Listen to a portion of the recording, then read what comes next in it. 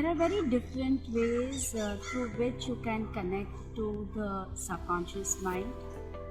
So, there is a filter between the conscious and the subconscious mind. Ideally, it is a very natural state to connect to our subconscious mind. It is a very deep meditative state. So, number one, when you go to sleep, you always are operating from your subconscious mind. There are certain times when people go through a very traumatic incident or something very negative. There is too much of loud noise. There is some sort of a physical abuse. That time also that filter breaks and people connect to the subconscious mind, but not in a very positive way. The positive way of connecting to the subconscious mind, and especially when you want to utilize the subconscious mind, is either you use the state of hypnosis. So there is a medical science where using the clinical hypnosis we can connect you to your subconscious mind and create a bridge between your conscious and subconscious. You can go and access the altered state of consciousness, which is the theta sleep cycle, theta frequency of the brain.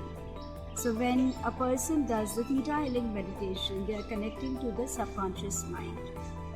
And whenever a person is in a subconscious mind, they normally are being able to access through the past incidences or the experiences which they have gone through.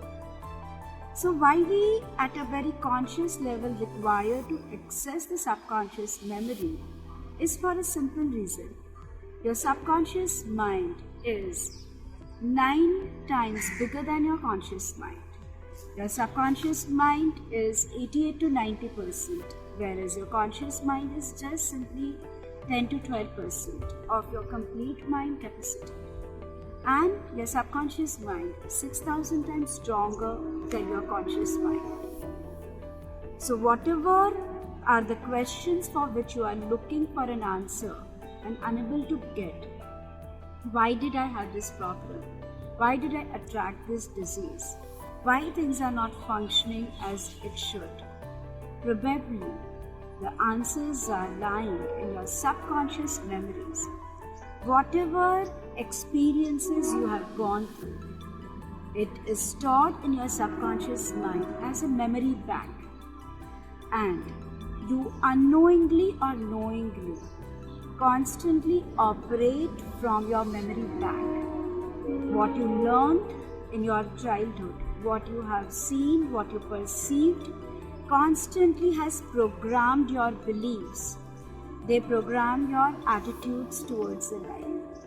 And to change that, first thing what you require to do is to identify what belief of yours is causing you to operate in the life in a particular way. And that happens only when we connect to the subconscious memory.